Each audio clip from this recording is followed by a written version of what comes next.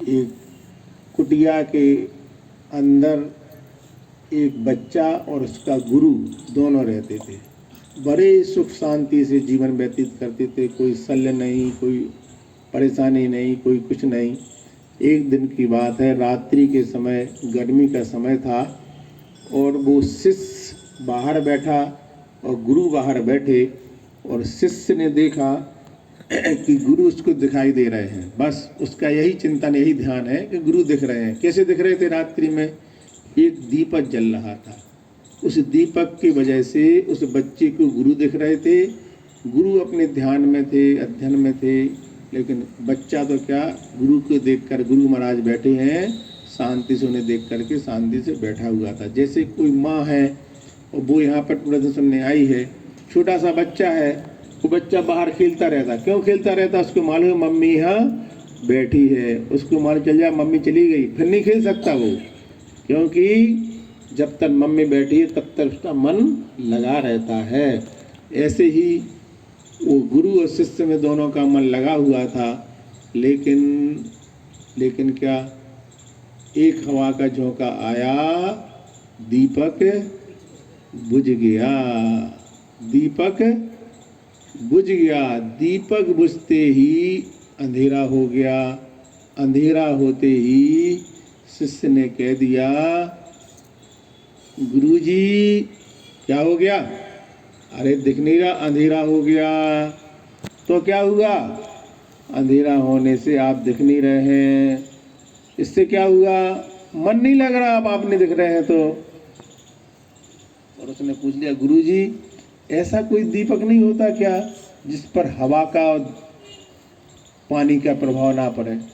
गुरुजी बोले, हाँ बेटा, क्यों नहीं होता है, अभी रात्रि है, धीरे धीरे उजेला होने दो, सवेरे तरफ जो ही सुबह होगा एक ऐसा दीपक आएगा जो सारी दुनिया को उजाला देगा। कौन सा दीपक है बोलो? सूर्य है। आदित्य रूपी सूरज कैसा होता है? जो सारी दुनिया को उजाला देने वाला होता है।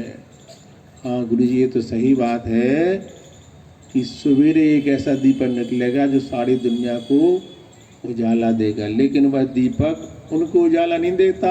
किनको बोलो?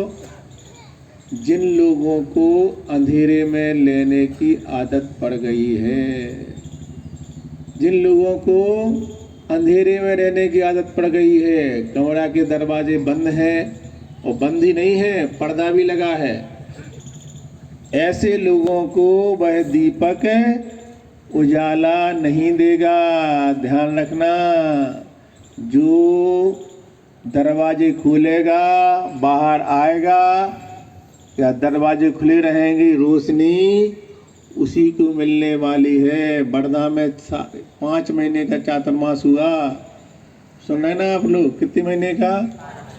5 महीने का चातुर्मास हुआ।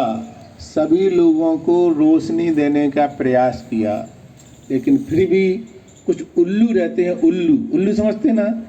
वो उन्हें रात में दिखाई, दिन में नहीं आते। तो वो उल्लू क्या करते हैं, रात में जगते थे और दिन में सोते थे। ऐसे कुछ उल्लू सब जगह रहते हैं। वो महाराज के पास नहीं आ पाए, उन्हें अंधेरे में रहने की आदत है। वहाँ पर हमने संविधान बनाया था, शुरुआत में लिखवाया था कि यहाँ पर जो भी कार्यक्रम होगा, जो भी दान राशि आएगी, मुनि श्री की आज्ञा से उसका सदुपयोग होगा। हमने वहाँ वर्धा में रह करके, सुन लेना वर्धा वाले सब, सर्वोदय वाले सब लोग सुनो, हमने जो नियम बनाया था उस नियम को हमने पूरा फॉलो किया। जितनी मेहनत हमसे बन सकी हमने पूरी मेहनत करके, एक एक पैसे का सदुपयोग करके, जैसा आचार्य जी से आशीर्वाद मिला था वैसा हमने वहाँ पर व्यवस्थित किया। और भी जो मांगे आई वहाँ भी पूर्ति की।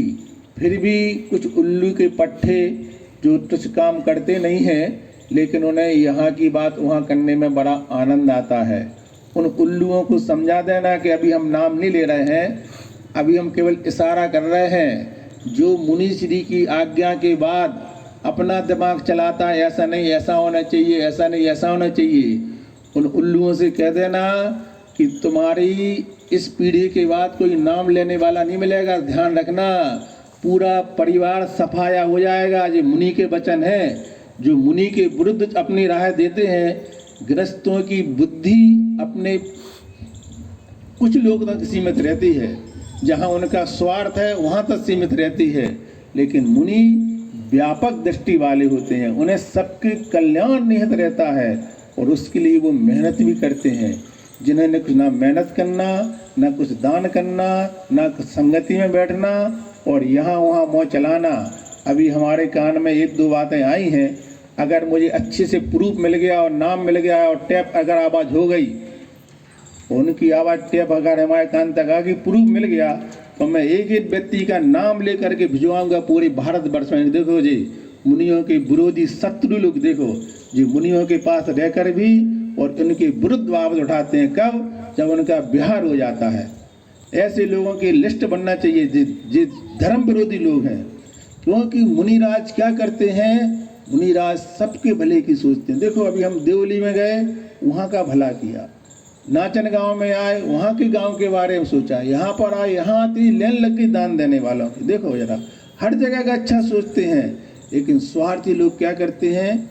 हमारे अनुसार चलो, गुरु तुम्हारे अनुसार थोड़ी चलेंगे, तुम्हारा कल्याण नहीं होगा, तुम्हारा नाम लेने वाला नहीं मिलेगा। ध्यान बता रहे हम, दोबारा तीसरी बार बोल रहे हम, जो व्यक्ति अपना दिमाग चलाएगा, अलग से चलेगा, वो परिवार का पूरा कोई नाम लेने वाला आदमी नहीं आएगा। आपको लिख लो ये बात, हमारे वचन, क्योंकि तुमने क्या किया?